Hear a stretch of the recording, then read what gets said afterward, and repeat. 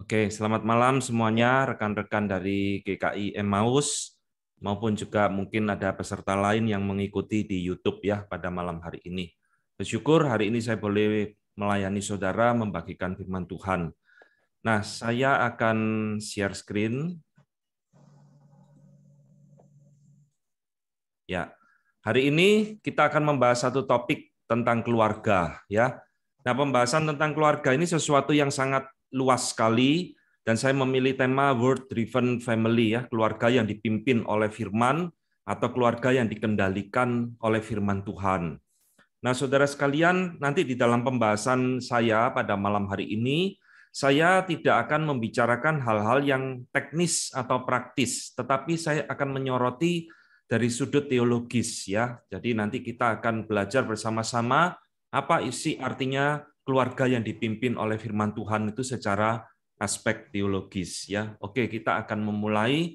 Nah, kita kalau melihat dan mengingat kehidupan keluarga kita masing-masing, saudara, ternyata kehidupan keluarga itu sesuatu yang unik ya, sesuatu ada misteri di dalamnya karena kita tidak pernah berpikir dengan siapa kita akan menikah, tiba-tiba Tuhan mempertemukan di dalam satu kesempatan dan akhirnya menjadi pasangan hidup kita masing-masing hingga hari ini.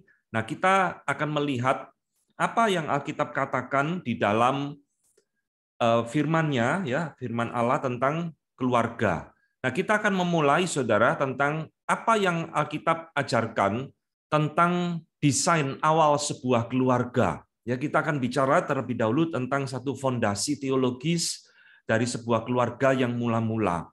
Saudara, ternyata kehidupan keluarga itu bukan sesuatu yang kebetulan, saudara, melainkan Alkitab mengatakan itu adalah satu rencana Allah bagi manusia secara umum. Dan ini dimulai justru ketika di dalam peristiwa penciptaan manusia pertama, yaitu Adam. Tuhan mengatakan tidak baik kalau manusia itu seorang diri, aku akan menjadikan seorang penolong baginya yang sepadan dengan dia. Ya, jadi ini satu keinginan Tuhan, rencana Tuhan. Dan ini diulang kembali ternyata di dalam kitab Pengkhotbah. Di dalam pasal 4 ayat 9 sampai 10 ada satu kalimat yang menurut saya ini merefleksikan kembali Kejadian 2 ayat 18. Berdua lebih baik daripada seorang diri, karena mereka menerima upah yang baik dalam jerih payah mereka, karena kalau mereka jatuh, yang seorang mengangkat temannya, tetapi why orang yang jatuh, yang tidak mempunyai orang lain untuk mengangkatnya. Ya, jadi saudara, kita harus berangkat dari satu pemikiran bahwa keluarga kita yang terbentuk ini itu bukan kebetulan. Kita menikah dengan pasangan kita masing-masing, itu bukan sesuatu accident, ya, bukan suatu juga coincidence, tetapi ada satu plan of God, rencana Allah di dalam hidup kita masing-masing. Nah, yang kedua, saudara, kita mengatakan kepada kita, dalam rencana Allah membentuk satu keluarga itu, terdapat ada satu perjanjian sebetulnya. Tuhan bukan sekedar mempertemukan Adam dan Hawa. Tuhan bukan sekedar mempertemukan kita dengan pasangan kita masing-masing. Tetapi di situ ada satu perjanjian atau satu covenant antara laki-laki dan perempuan. Ini yang Tuhan katakan, saudara, di dalam firman-Nya.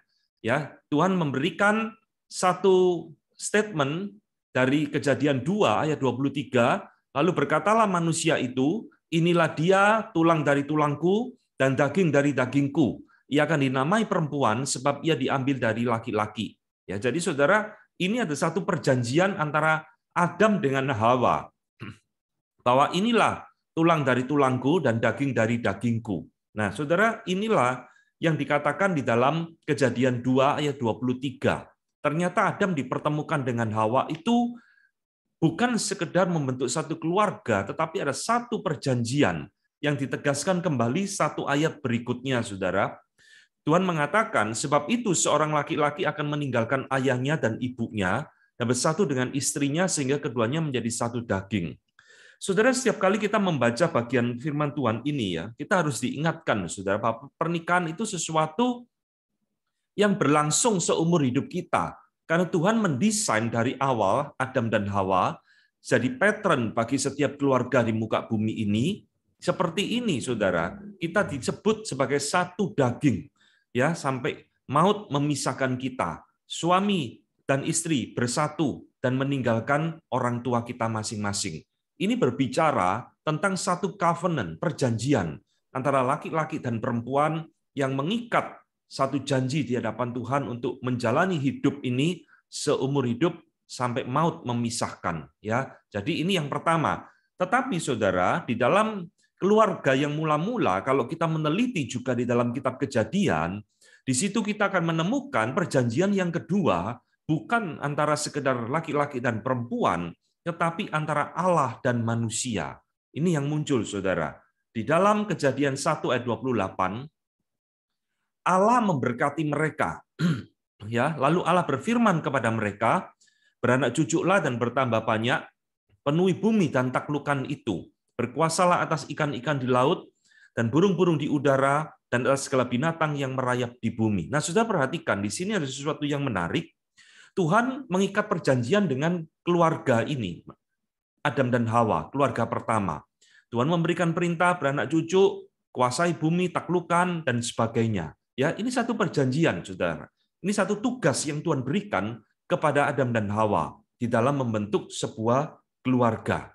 Dan di dalam perjanjian ini, yang biasa kita kenal dengan mandat budaya, Tuhan juga memberikan satu perjanjian yang bersifat spiritual, saudara. Tetapi pohon pengetahuan tentang yang baik dan jahat itu janganlah kau makan buahnya, sebab pada hari engkau memakannya, pastilah engkau mati. Nah, saudara lihat, perjanjian antara Allah dan manusia mencakup dua hal. Pertama tadi saya katakan mandat budaya, urusan kita dengan dunia, beranak cuculah, ya termasuk di dalam urusan keluarga Adam sendiri, tetapi juga ada unsur yang bersifat spiritual.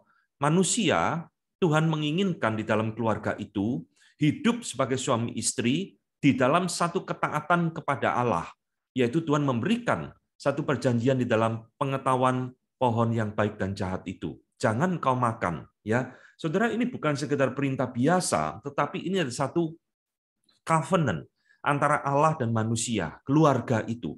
Tuhan menginginkan, saudara, bagaimana sih keluarga ini dibentuk oleh Dia, bagaimana keluarga ini harus hidup di hadapan Tuhan seperti apa. Nah, ini semua Tuhan nyatakan di dalam ayat-ayat yang barusan kita baca. Nah, sekarang saya akan memberikan kepada kita satu diagram untuk meringkaskan apa yang barusan kita pelajari ini. Nah, ini saudara. Jadi di dalam tatanan penciptaan mula-mula, ya, creation of ordinances of family, pembentukan tatanan penciptaan mula-mula, sebuah keluarga itu menurut saya ada tiga aspek penting di dalamnya. Yang pertama itu adalah aspek budaya, yang tadi Tuhan perintahkan, taklukkan bumi, kuasai bumi, kelola bumi, dan sebagainya. Di dalam aspek budaya ini, berarti kita itu berelasi dengan segala hal yang berurusan dengan hal-hal jasmani, ya, termasuk pekerjaan kita dan sebagainya. Tapi juga di dalam sebuah keluarga itu ada aspek seksual, saudara. Tadi bukan sekedar Tuhan memberikan perintah, beranak cuculah penuhi bumi, tetapi aspek seksual ini juga mencakup di dalam kehidupan keluarga. Yang nanti di dalam perjanjian baru, Paulus mengulang kembali di Efesus, hai suami-suami, kasihilah istrimu, hai istri-istri, tunduklah kepada suamimu, hai anak-anak, hormatilah orang tuamu, dan sebagainya. Itu saya kategorikan di dalam aspek seksual. Jadi ini satu aspek yang bersifat internal di dalam kehidupan keluarga tersebut, ya, bagaimana sebuah keluarga itu berelasi satu dengan yang lain. Nah, ketiga itu ada aspek spiritual yang tadi saya katakan. Di dalam sebuah pernikahan itu ternyata ada satu perjanjian. Saudara, kita ingat bagaimana dulu kita diberkati di gereja, ya. Kita mengucapkan satu janji di hadapan hamba Tuhan, di hadapan jemaat, dan juga di hadapan Tuhan khususnya. Itu adalah satu perjanjian bahwa kita akan saling mengasihi, saling mengampuni, dan sebagainya. Ini adalah satu aspek spiritual. Nah, kalau kita jabarkan dengan lebih detail lagi, kira-kira seperti ini, saudara. Aspek budaya, ini relasi keluarga dengan dunia, ya, karena kita ini ditempatkan Tuhan di dalam dunia, mau tidak mau ya kita harus berelasi dengan dunia dan segala pergumulannya.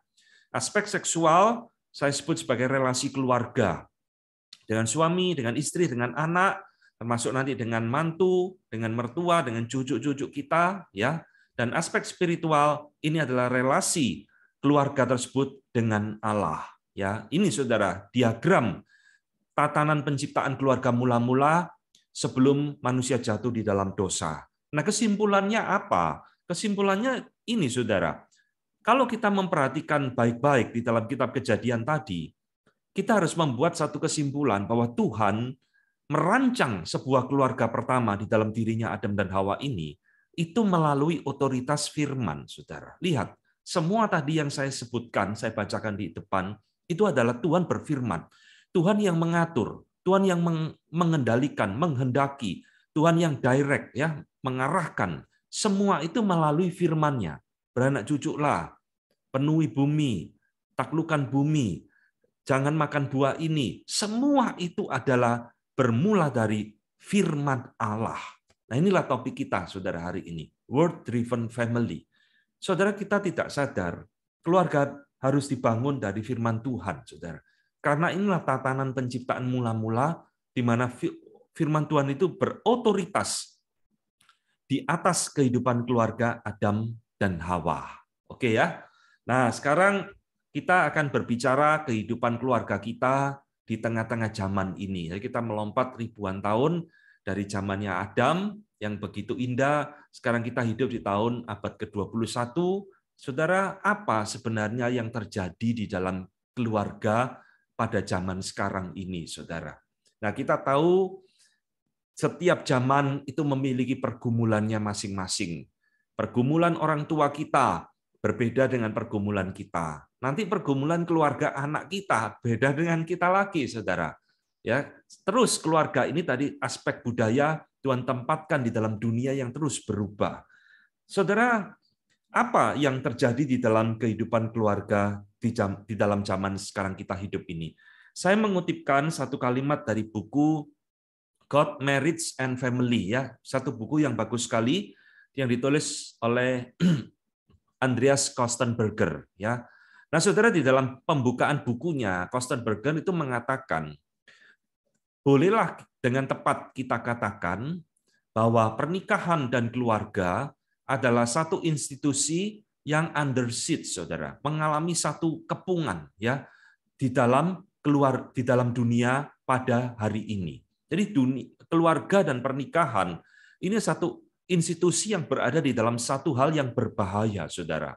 Termasuk di dalam pernikahan dan keluarga. Ya, jadi kebudayaan kita ini sekarang berada di dalam satu krisis, saudara. Krisisnya apa? Nah, ini Kostenberger mengatakan bahwa warisan dari kekristenan, Judeo-Kristen, ya, warisan dari kekristenan ini dan fondasi yang telah diletakkan selama ribuan tahun itu telah digantikan, saudara, dengan libertarian ideologi, dengan satu pemikiran kebebasan yang mengangkat kebebasan manusia dan self-determination, penetapan atau penentuan diri sendiri, sebagai prinsipal yang tertinggi dari relasi manusia. Jadi maksudnya Kostenberger ini mengamati, sekarang kita ini hidup di dalam satu zaman yang bersifat krisis, yaitu apa? Nilai-nilai kekristenan di dalam keluarga ini sekarang itu sudah dibuang. Ya, termasuk sendiri di dalam dunia barat, ya saudara, tentunya dibuang, digantikan dengan satu ideologi kebebasan, libertarian, saudara, di mana kebebasan manusia itu diangkat setinggi-tingginya dan manusia itu boleh menentukan dirinya sendiri sebagai prinsip di dalam berelasi. Nah, saudara lihat, inti yang dia mau katakan adalah keluarga-keluarga di dalam zaman ini tidak mau lagi diatur oleh firman Tuhan. Keluarga-keluarga di dalam zaman ini, khususnya mungkin maksudnya dia di dalam konteks dunia barat, tapi saya yakin ini juga berlaku universal, ya, seluruh dunia, tidak mau lagi tunduk berdasarkan nilai-nilai otoritas firman Tuhan, tapi berdasarkan kebebasan sendiri.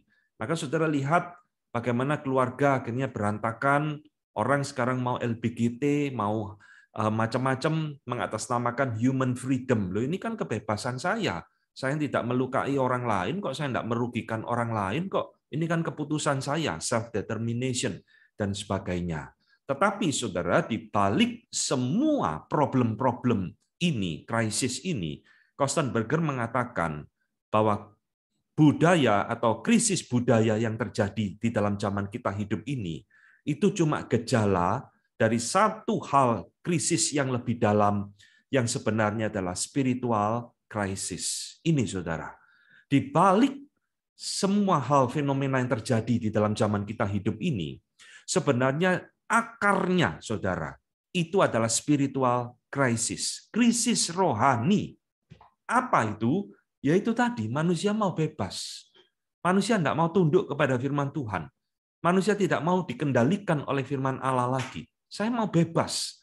Saudara apa? Seperti Adam dan Hawa di dalam Kejadian pasal ketiga. Ya, jadi ini saudara, satu realita yang sedang kita lihat di tengah-tengah zaman yang semakin sekular ini. Jadi saudara, apa sebenarnya yang terjadi dengan dunia saat ini, saudara? Termasuk mungkin banyak terjadi di dalam keluarga-keluarga Kristen ini. Ya, nah saudara, saya mengatakan dan memakai satu istilah yang saya sebut dengan ethnic copycat. Ya, copycat itu meniru, saudara.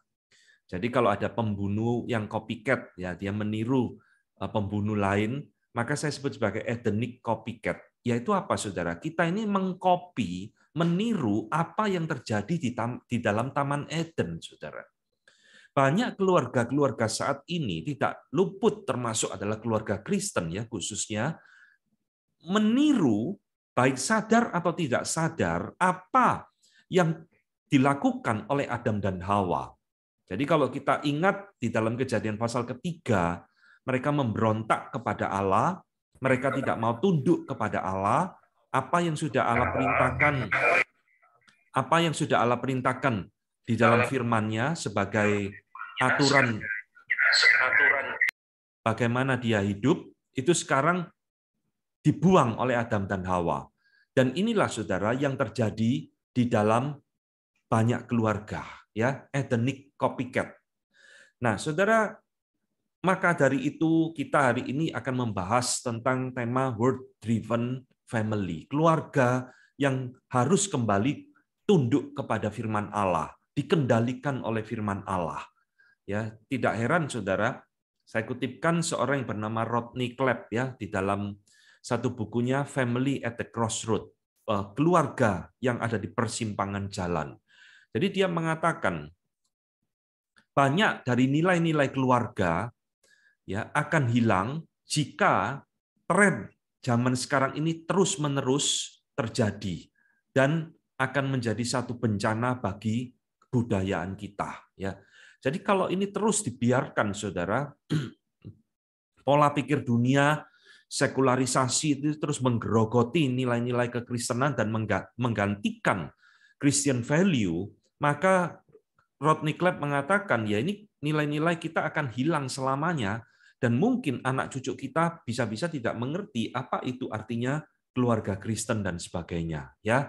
Jadi ini kondisi secara singkat yang sedang kita hadapi, bahwa kita tidak kebal dengan pengaruh dunia, kita adalah orang yang rentan sama seperti Adam dan Hawa juga dicobai oleh iblis, kita juga mengalami banyak perubahan di dalam kehidupan keluarga kita. Jadi kalau saya gambarkan secara diagram, nah diagram yang tadi ini ya, saya hanya bisa menambahkan satu kalimat, saudara. Inilah kondisi keluarga kita saat ini di dalam perubahan zaman, khususnya setelah Adam dan Hawa jatuh di dalam dosa. Aspek budaya, aspek seksual, aspek spiritual, semua itu sudah tercemar oleh dosa. Saudara lihat, bagaimana banyak keluarga sekarang ya, di dalam aspek budaya ini, di dalam relasi dengan dunia, itu sudah tidak bisa mencerminkan seperti keluarga mula-mula, saudara. Bukan kita yang mentaklukkan dunia, banyak di dalam keluarga, justru dunia yang mentaklukkan keluarga. Termasuk di dalam aspek seksual, terjadi perceraian dan sebagainya, ya, hal-hal di dalam kehidupan keluarga yang tidak semestinya terjadi. Di dalam bagian ini juga relasi keluarga banyak yang hancur berantakan, dan di dalam relasi dengan Allah, Allah menjadi hilang di dalam keluarga, termasuk mungkin di dalam banyak keluarga Kristen. Ya, jadi saudara lihat dampaknya dosa ini begitu dahsyat luar biasa di dalam dunia, sehingga boleh kita katakan dosa ini merusak tatanan penciptaan yang mula-mula, rancangan Tuhan yang mula-mula di dalam kehidupan sebuah keluarga. Ya, nah ini sesuatu yang mengerikan ya saudara. Jadi kita akan melihat sekarang, kalau begitu ya, apa dan bagaimana relasi firman Allah di tengah keluarga Kristen, di tengah-tengah perubahan zaman yang begitu mengerikan, di mana dosa itu merusak tiga aspek ini di dalam kehidupan banyak keluarga. Ya, saudara, saya akan memberikan tiga kelompok keluarga. Ya, kita berbicara sekarang lebih spesifik tentang Christian family. Kita tidak berbicara tentang keluarga-keluarga lain, tapi kita berbicara tentang Christian family. Apa sih model di dalam Christian family yang muncul di dalam zaman yang begitu sekular ini? Yang pertama, saudara, saya memberikan kategori ya, tiga relasi firman Allah di tengah keluarga Kristen. Yang pertama saya sebut sebagai ada keluarga Kristen yang saya sebut sebagai sekularis Christian family. Keluarga Kristen yang sekular.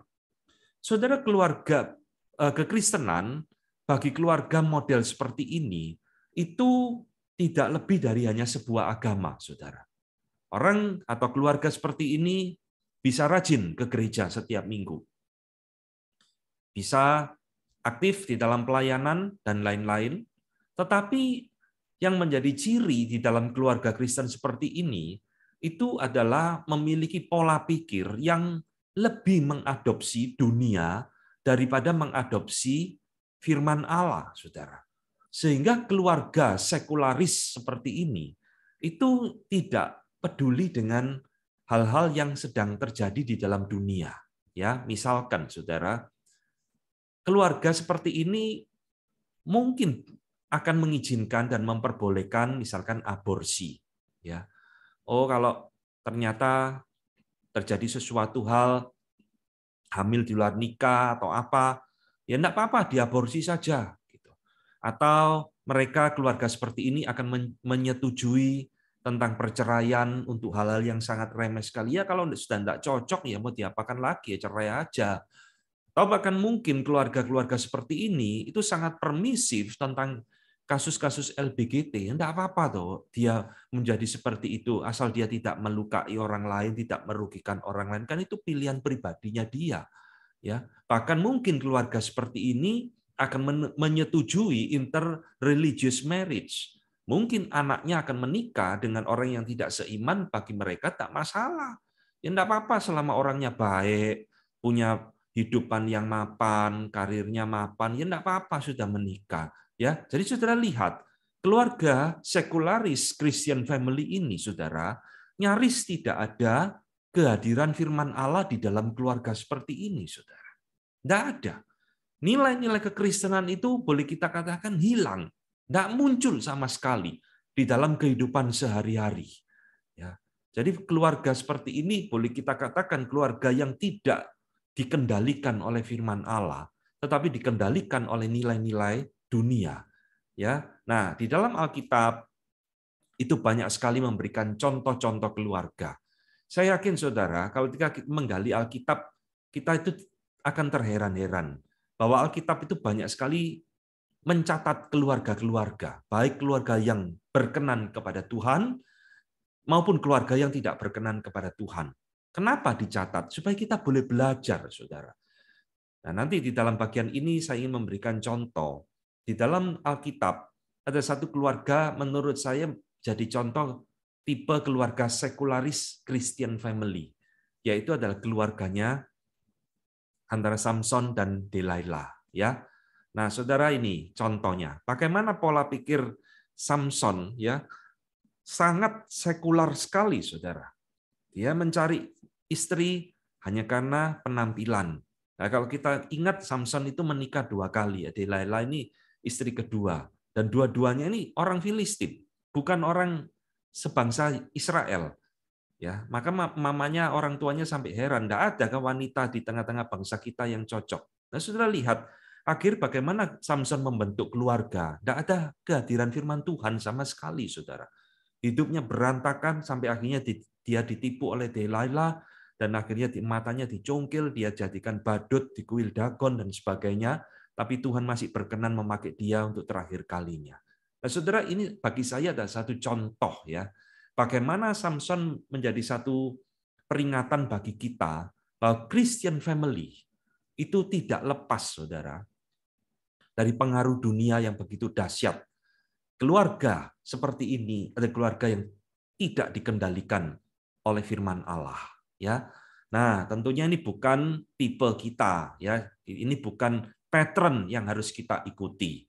Nah, kedua, saudara, kehadiran firman Allah di dalam keluarga Kristen itu saya sebut sebagai ritualistic Christian family. Jadi keluarga Kristen yang ritualistik. Apa artinya, saudara? Bagi keluarga seperti ini, kekristenan itu hanya sebuah ritual, saudara. Keluarga Kristen seperti ini bisa rajin ibadah ke gereja. Ya, mungkin menikah ya diberkati di gereja. Dibaptis, bahkan mungkin membaptiskan anaknya, atau nanti akan memberkatkan anaknya di dalam pernikahan dan sebagainya. Ikut perjamuan kudus, tidak pernah luput, aktif dalam pelayanan dan macam-macam semua, saudara. Tetapi bagi keluarga seperti ini, kekristenan itu hanya sebuah ritual. Kalau saya tidak ke gereja, tidak enak, wong saya orang Kristen kok. Kalau saya tidak ikut baptisan atau ikut perjamuan kudus, saya merasa tidak enak. Ya, ini ada perintah Tuhan. Tapi ingat, bagi keluarga seperti ini semua ritual. Jadi ritual itu sekedar seremoni, saudara. Sekedar menjalankan satu kewajiban agama semata-mata. Ya, nah saudara lihat, ini banyak kasus-kasus seperti ini ya. Menikah diberkati di gereja, tapi setelah menikah, ingat firman Tuhan itu lalu menghilang dari kehidupan keluarga. Nah, ini biasanya kalau kita suka nonton infotainment di televisi kan begitu. Artis-artis menikah, diberkati, kelihatannya sakral, nanti 3 tahun kemudian cerai. Tidak ada firman Tuhan, saudara, yang mengendalikan. Jadi, saudara, ini satu kondisi di dalam ritualistik Christian family, yaitu firman Allah itu hanya hadir sesaat saja, saudara. Kapan itu? Ya mungkin pada waktu ibadah. Hari Minggu dia dengar firman. Oh, firmannya bagus, menyentuh, memberkati kita. Ya, setelah itu mungkin pulang ke rumah, Minggu sorenya firman Tuhan itu mulai redup. Senin pagi sampai Sabtu hilang, saudara. Sudah tidak ada lagi. Sudah tidak menjadi sesuatu yang diingat, tidak menjadi sesuatu yang dibicarakan di dalam keluarga, menghilang begitu saja. Nanti muncul ya minggu depannya lagi. Nah, saudara sekalian, keluarga-keluarga seperti ini nanti akan muncul mencari firman Tuhan pada waktu datang problem di dalam keluarga.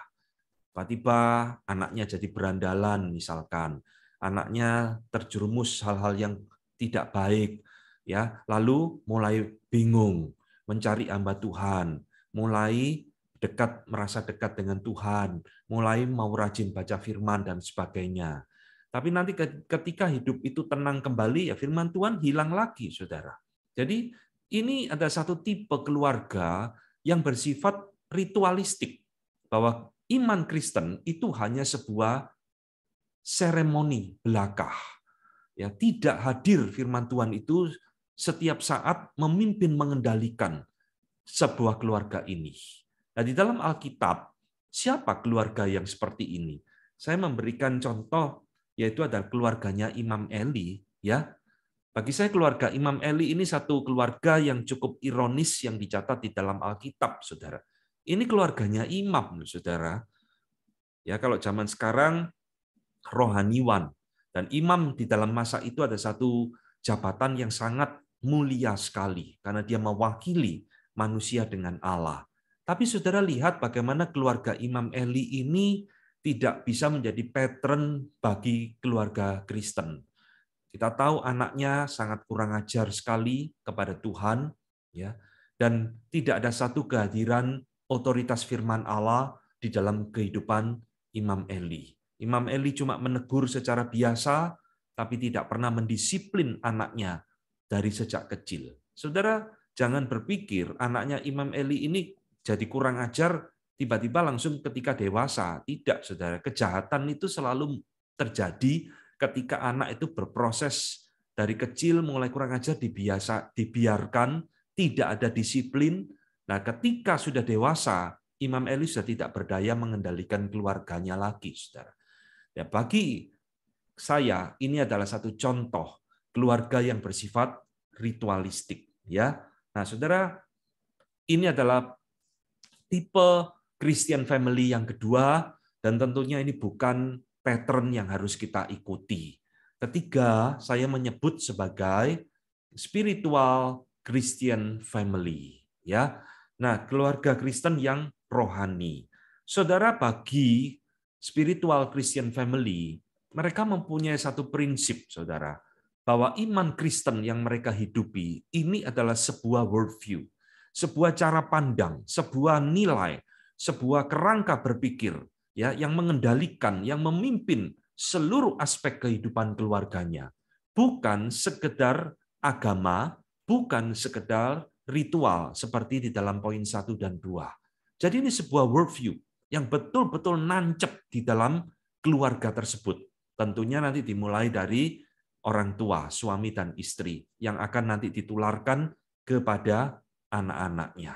Ya, jadi bagi keluarga seperti ini, firman Allah itu bukan sekedar untuk dihafal, bukan sekedar untuk diingat, tetapi ini menjadi satu kerangka berpikir yang memimpin kehidupan keluarga mereka.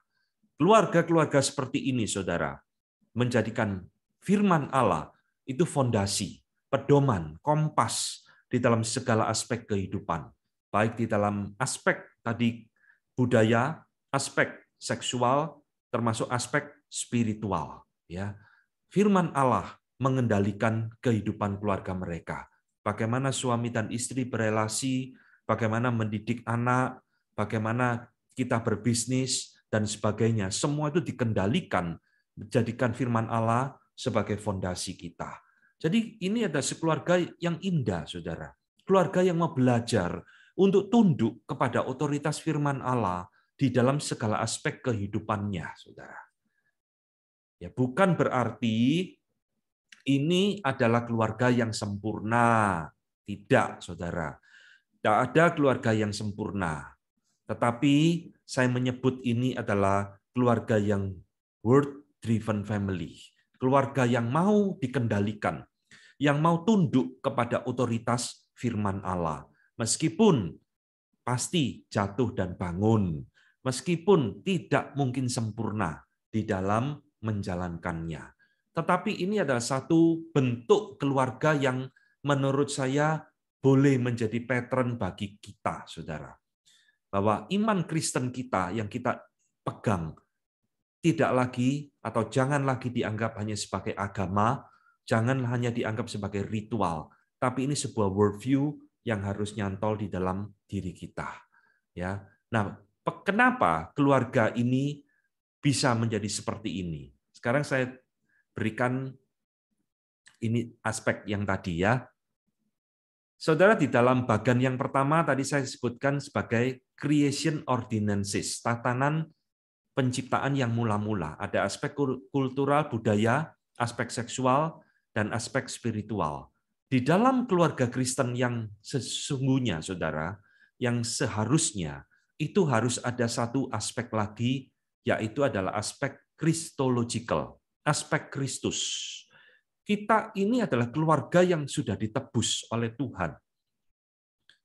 Keluarga Kristen adalah keluarga yang mengalami redemption, ya, penebusan yang dilakukan oleh Kristus. Maka menurut saya keluarga Kristen sejati tidak cukup ada 3 aspek tadi sebelum Adam jatuh dalam dosa, tetapi ada satu aspek yang ditambahkan, yaitu aspek Kristus. Kristus menjadi kepala di dalam keluarga kita. Saudara perhatikan bagaimana Paulus menjelaskan tentang keluarga ya di dalam kitab Efesus itu sangat indah sekali. Selalu menghubungkan dengan Kristus. Kasihilah istrimu sebagaimana Kristus mengasihi jemaat-Nya. tunduklah kepada suamimu, ya, seperti suami juga tunduk kepada Kristus. Lalu dia menghubungkan bahwa kita ini adalah mempelai wanita dan Kristus adalah mempelai laki-laki. Kristus itu hadir, saudara, di dalam tatanan penebusan. Kita tidak lagi hidup di dalam tatanan penciptaan, tapi kita hidup di dalam tatanan penebusan, redemptive ordinances. Ada Kristus di sana yang menjadi wakil kita, menjadi jembatan antara kita dengan Allah. Ya, maka di dalam aspek kultural, aspek spiritual, aspek seksual dan sebagainya, di sini Kristus hadir untuk memimpin akan kehidupan keluarga yang ditebus ini. Ya, jadi inilah saudara yang dikasihi Tuhan, satu paradigma baru yang harus ada di dalam kehidupan keluarga kita masing-masing. Bahwa keluarga Kristen itu mestinya ya berbeda dengan keluarga-keluarga yang lain, karena kita memiliki aspek kristological. Nah, sekarang kita akan masuk di dalam poin kita, bagaimana sekarang kalau kita mengerti bahwa keluarga itu harus ada aspek kristological. Keluarga itu harus ada firman Allah yang mengendalikan kembali, seperti sebelum manusia jatuh di dalam dosa. Keluarga Kristen adalah keluarga yang word-driven, keluarga yang dikendalikan, yang dipimpin, diarahkan oleh firman Allah. Saudara, pertanyaannya, kenapa sih firman Allah itu kok penting bagi keluarga Kristen? Kenapa firman Allah itu harus jadi fondasi bagi kita, keluarga-keluarga Kristen ini, setelah kita mengalami penebusan? Ya, saya memberikan 3 aspek, saudara, pada malam hari ini untuk menjawab kenapa kita harus menjadi word-driven family. Pertama, saudara, di dalam kehidupan keluarga itu adalah ada aspek yang teologis, ya. Ini.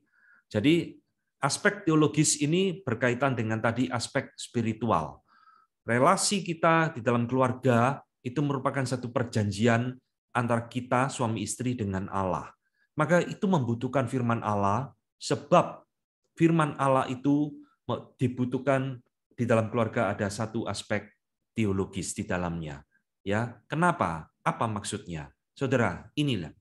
Keluarga itu adalah tempat untuk mengenal Allah, saudara. Ya, di dalam aspek spiritual yang tadi, disinilah pentingnya firman Allah, bahwa keluarga Tuhan ciptakan pertama kali Adam dan Hawa itu sebenarnya bukan sekedar untuk beranak cucu, tetapi adalah tempat untuk mengenal Allah. Ini seringkali kita luput, saudara. Kita pikir, kenapa kita menikah, kenapa kita berkeluarga? Ya, untuk meneruskan keturunan, atau kita yang di dalam budaya yang masih totok untuk meneruskan marga. Wah, ini lebih celaka lagi, saudara, menikahnya untuk meneruskan marga. Ya, tidak, saudara. Keluarga itu dibentuk pertama-tama untuk mengenal Allah. Suami dan istri untuk mengenal Allah harus bertumbuh di dalam pengenalan mereka terhadap Allah. Nah, bagaimana sebuah keluarga itu bisa mengenal Allah? Membutuhkan firman Allah. Ya, karena kita percaya Alkitab adalah wahyu Allah, penyataan Allah kepada manusia, khususnya kepada anak-anak Tuhan, supaya manusia yang berdosa ini itu mengenal Allah yang sejati. Bukan melalui hal-hal yang lain, saudara, tetapi melalui Alkitab. Siapa sih Allah kita ini? Yang mencipta kita, yang menebus kita, yang mempertemukan kita di dalam sebuah keluarga ini. Nah, inilah kita pentingnya memiliki firman Allah di dalam kehidupan keluarga, supaya kita itu bertumbuh di dalam mengenal Allah. Saudara-saudara, inilah sebabnya ya, satu hal yang seringkali kita lupakan. Paulus memberikan perintah dan peringatan. Mengapa dia menyuruh kita harus menikah dengan orang yang seiman? Ya ini, saudara. Janganlah kamu menjadi pasangan yang tidak sepadan, kan? Apakah persamaan antara terang dan gelap, kata Paulus. Nah, ayat ini memang bisa menunjuk dan dipakai menjadi satu dasar bahwa Tuhan memang menginginkan, di dalam Alkitab banyak ayat, Tuhan menginginkan laki-laki dan perempuan menikah, membentuk keluarga, harus seiman. Kenapa sih kok harus seiman? Karena keluarga, pernikahan adalah tempat untuk mengenal Allah. Saudara bisa bayangkan kalau pasangan ini tidak seiman, lah bagaimana bisa mengenal Allah, saudara? Satu mengenal Allahnya sendiri, yang laki mengenal Allahnya sendiri, tidak bertumbuh bersama-sama. Ya, jadi saudara, inilah sebabnya Alkitab mengatakan kita harus berkeluarga, mencari pasangan yang seiman. Kata di dalam Kejadian 1 ayat 28 menjadi penolong yang sepadan. Di dalamnya itu adalah termasuk penolong yang seiman. Ya, nah ini yang terjadi, saudara, di dalam banyak keluarga di dalam Alkitab, baik yang gagal maupun yang berhasil. Adam dan Hawa jelas ada menjadi contoh bagaimana keluarga ini gagal mengenal Allah. Mereka memberontak kepada Allah dan mereka tidak bertumbuh di dalam mengenalan akan Allah. Tetapi Alkitab juga memberikan keluarga yang boleh jadi contoh bagi kita, bagaimana Yusuf dan Maria di dalam satu pergumulan yang berat, yang dimana tiba-tiba Maria dikatakan hamil. Mereka bergumul, Yusuf hendak menceraikan, lalu Tuhan memberikan mimpi dan memberikan perintah kepada kedua-duanya untuk tetap bersatu. Mereka bertumbuh mengenal Allah melalui kehidupan pernikahan. Ya, ini satu contoh keluarga yang indah sekali, Yusuf dan Maria ini. Nah, termasuk saudara, di dalam aspek teologis ini, jangan melupakan, saudara, ketika kita berbicara tentang aspek teologi keluarga untuk mengenal Allah, ini termasuk tanggung jawab kita sebagai orang tua untuk mengenalkan anak kepada Allah. Nah, ini banyak juga keluarga-keluarga Kristen lewat atau melewatkan perintah yang begitu penting ini. Kenapa, saudara? Karena anak itu penting di mata Allah. Saudara-saudara jangan meremehkan anak kecil ya. Maka di gereja itu kenapa ada sekolah minggu? Kenapa George Muller memulai pelayanan sekolah minggu? Karena anak itu penting, saudara. Saya akan tunjukkan. Anak itu adalah bagian dari perjanjian Allah dengan umatnya sejak di dalam perjanjian lama, saudara. Ketika Tuhan berjanji kepada Abraham, Tuhan ngomong, aku akan mengadakan perjanjian antara aku dan engkau serta keturunanmu, turun-temurun menjadi perjanjian kekal, supaya aku menjadi Allahmu dan Allah keturunanmu. Lihat, saudara, Tuhan tidak hanya berjanji kepada Abraham dan Sarah, tapi Tuhan ngomong berulang kali ya, kepada keturunanmu, aku menjadi Allahmu dan Allah keturunanmu. Lihat, Tuhan sangat mementingkan keturunan dari keluarga Kristen. Ini ayat yang terkenal. Kemudian diulang lagi di dalam Syema ulangan 6. Dengarlah hai orang Israel, Tuhan itu Allah kita, Tuhan itu Esa. Kasihlah Tuhan Allahmu dengan segenap hatimu, dan dengan segenap jiwamu, dan dengan segenap kekuatanmu. Apa yang kuperintahkan kepadamu pada hari ini, haruslah engkau perhatikan. Haruslah engkau mengajarkannya berulang-ulang kepada anak-anakmu. Membicarakannya apabila engkau duduk di rumahmu, apabila engkau sedang dalam perjalanan, apabila engkau sedang berbaring, apabila engkau sedang bangun. Lihat, saudara, ini ditegaskan kembali di dalam ayat yang terkenal ini bahwa Tuhan memerintahkan kepada keluarga-keluarga Israel, mengasihi Tuhan itu penting. Kamu harus mengajarkan ini kepada anak-anakmu. Ya, bukan cuma berhenti kepada level orang tua, tetapi kepada anak-anak. Dan kita melihat, saudara, bagaimana perintah ini dijalankan di dalam kehidupan bangsa Israel pada waktu itu ya secara umum.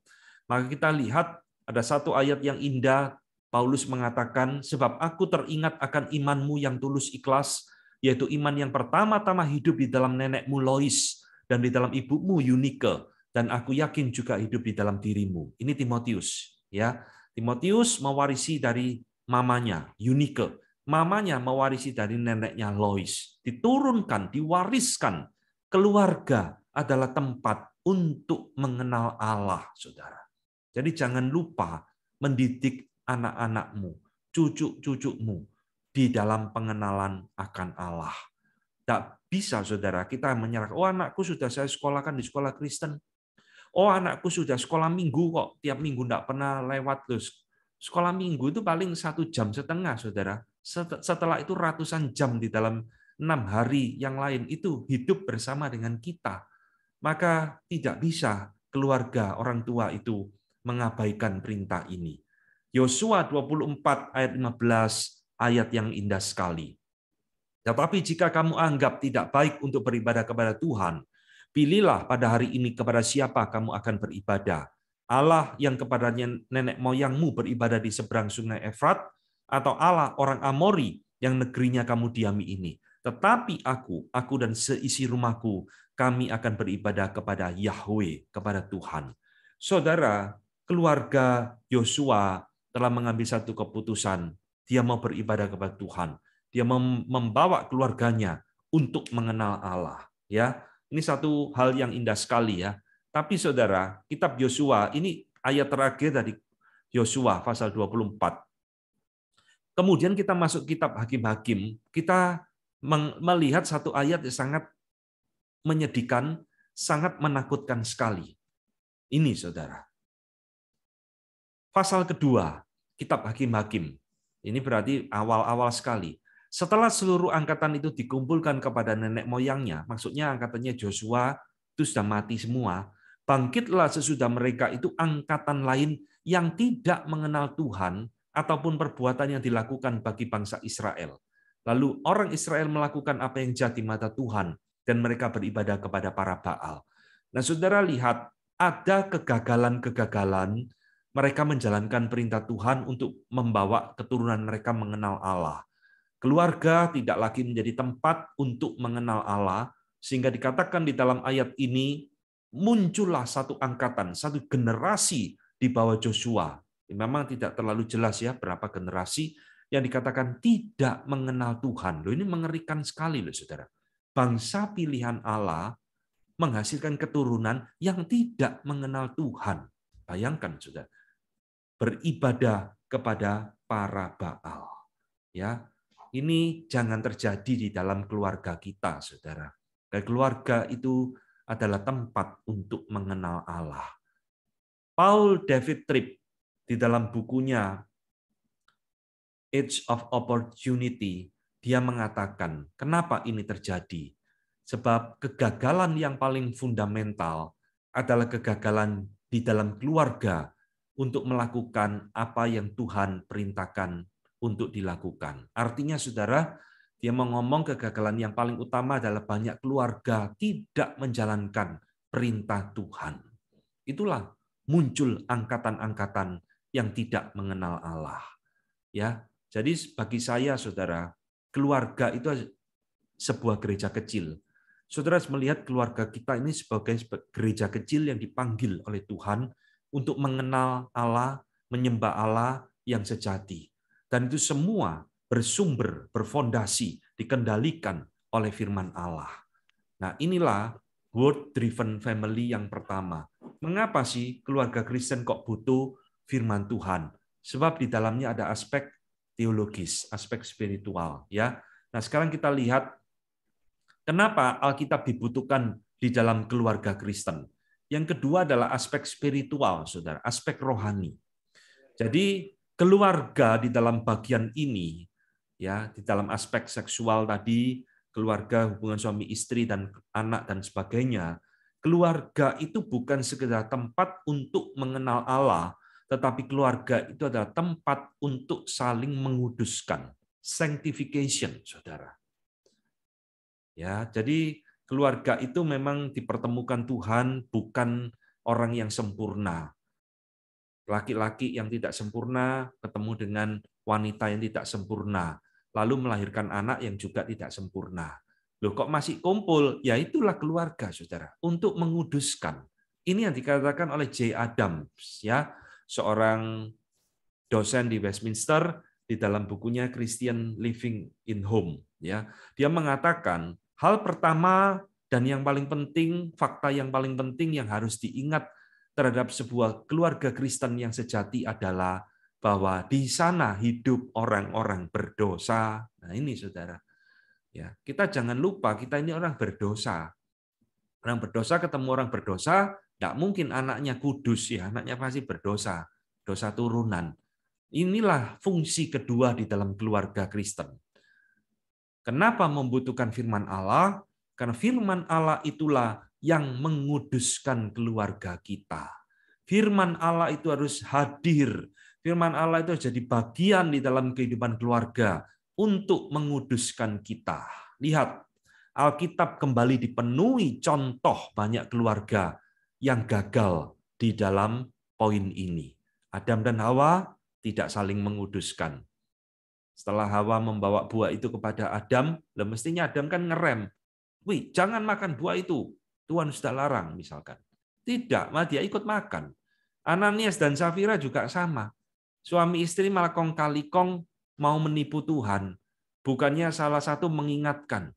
Bahkan ketika Petrus masih tanya kepada Safira, betul tanahmu dijual sekian? Safira masih bohong, betul sekian. Mati juga dia hari itu. Ya, bukan saling mengingatkan, bukan saling menguduskan, malah saling menjerumuskan satu dengan yang lain. Lihat keluarganya Ishak dan Rebeka juga sama. Bagaimana istri menipu suaminya, terjadi favoritisme di dalam keluarga, papanya pro satu anak, mamanya pro satu anak, rebutan hak kesulungan dan sebagainya. Ya, tidak saling menguduskan, saudara. Imam Eli dan anaknya juga sama, tidak saling menguduskan. Daud dan anaknya juga sama. Daud ini orang hebat, saudara, di dalam berperang. Tapi keluarganya hancur berantakan semua. Sampai anaknya memberontak kepada dia. Ya, dia tidak bisa menjaga anaknya, mendidik anaknya. Tidak ada proses pengudusan. Tapi kita lihat Ayub dan anak-anaknya menjadi satu contoh teladan bagi kita. Ya, saudara, di dalam Alkitab, kenapa firman Tuhan itu penting di dalam keluarga Kristen? Tuhan Yesus mengatakan, kuduskanlah mereka dalam kebenaran, firman-Mu itu adalah kebenaran. Jadi firman Tuhan itu menguduskan keluarga, saudara. Kalau firman Tuhan itu hadir, kalau firman itu nyata, hidup di tengah-tengah keluarga Kristen, pasti firman itu akan menguduskan masing-masing anggota keluarga. Ya, ini tadi yang saya kutip, Pengkhotbah 2 mengatakan berdua lebih baik. Kenapa? Kalau mereka salah satunya jatuh, ada yang mengangkat, ada yang mengingatkan. Jangan seperti Ananias dan Safira, ya, malah saling menjerumuskan satu dengan yang lain. Ya, kalau suaminya jatuh, istri harus mengangkat. Istrinya jatuh, suaminya mengangkat. Anaknya jatuh, orang tuanya mengangkat. Saling menguduskan. Itulah firman Tuhan bagi kita. Amsal 22 juga mengatakan, didiklah orang muda menurut jalan yang patut baginya, maka pada masa tuanya pun ia tidak akan menyimpang daripada jalan itu. Ya, ini adalah satu proses pengudusan. Bagaimana Tuhan memerintahkan kita mendidik anak kita supaya anak kita hidupnya berkenan kepada Tuhan. Nah, di tengah-tengah contoh-contoh keluarga yang tidak menjalankan prinsip ini, saya melihat ada satu keluarga Ayub yang baik sekali jadi contoh bagi kita. Lihat, saudara. Setiap kali apabila hari-hari pesta telah berlalu, Ayub memanggil mereka dan menguduskan mereka keesokan harinya. Pagi-pagi bangunlah Ayub, lalu mempersembahkan korban bakaran sebanyak jumlah mereka sekalian, sebab pikirnya mungkin anak-anakku sudah berbuat dosa dan telah mengutuki Allah di dalam hati. Demikianlah dilakukan Ayub senantiasa. Saudara, Ayub menjadi satu contoh keluarga yang baik, ya, meskipun istrinya jangan ditiru, saudara. Ayub menguduskan anak-anaknya, mendoakan anak-anaknya, dan ini satu kehadiran firman Allah di dalam kehidupan keluarga Kristen, ya, menguduskan. Yang ketiga, kenapa keluarga Kristen ini harus hadir firman Allah di dalamnya? Aspek teologis, aspek spiritual, dan ketiga saya sebut sebagai aspek etika, saudara.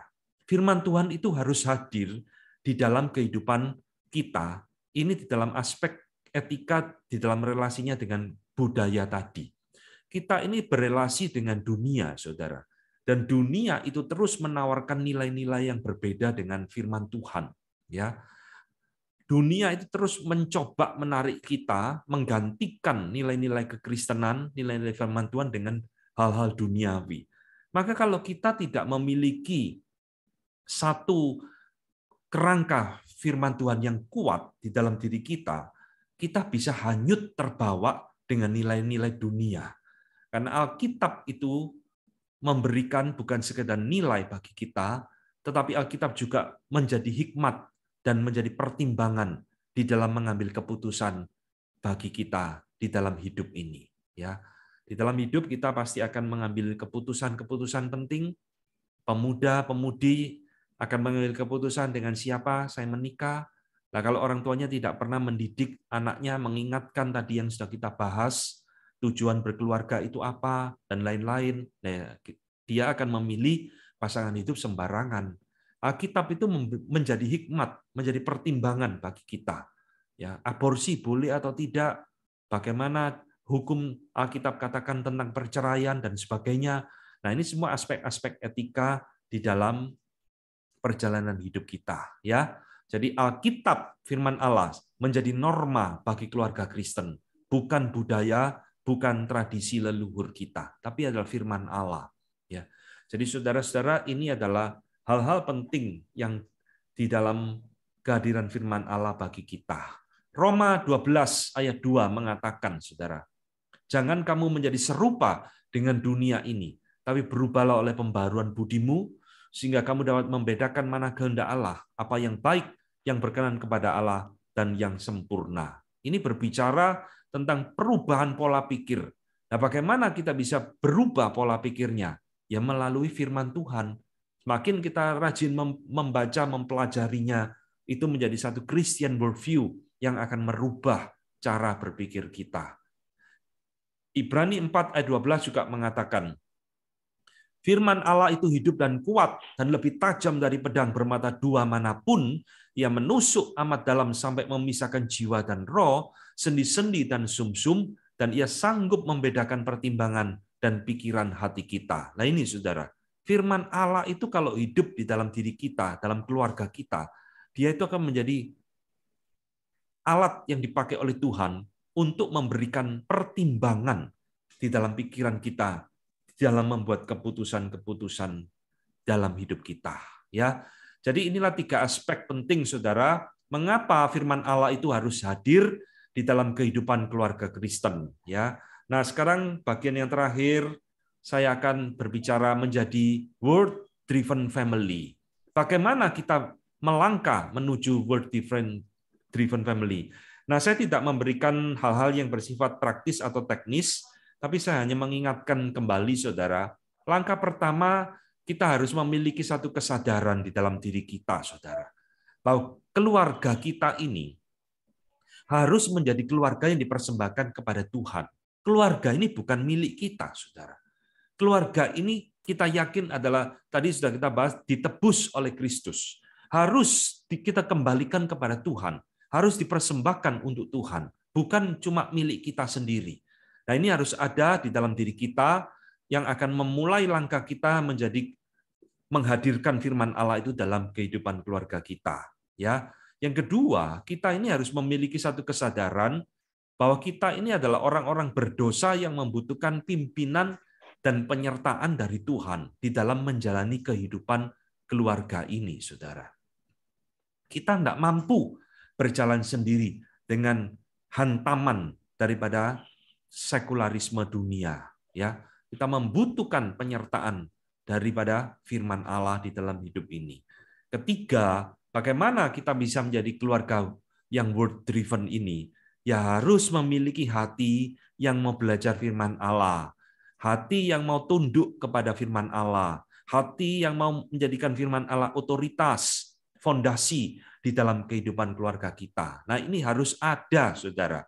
Kita tidak mungkin bisa menjadi word driven family kalau kita sendiri tidak mau rajin belajar firman Tuhan. Tidak ada cara lain, ya, tidak ada cara instan, saudara. Dan terakhir, harus ada satu komitmen di dalam sebuah keluarga. Khususnya ini dimulai dari suami dan istri. Kalau suami dan istri berkomitmen, biasanya anak-anak itu akan mengikuti.